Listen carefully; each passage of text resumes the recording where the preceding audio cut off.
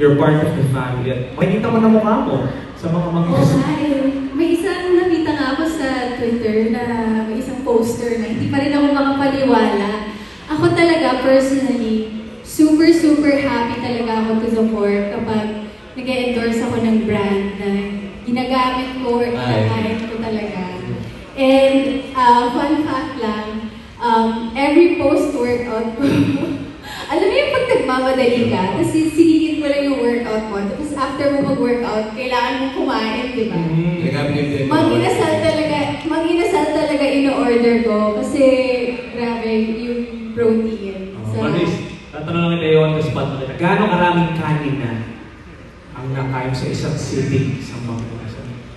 Nung bata Yung totoo, yung bata ka pa. Nung bata pa ako, ang pamilya namin, happy ako pag kumakain kami sa mag-inasal. Kasi nakakadalawa. Wow! Mabait pa siya ng dalawa. Ngayon, half na ng half. Baka na, more siya ng pamuwas. Alright.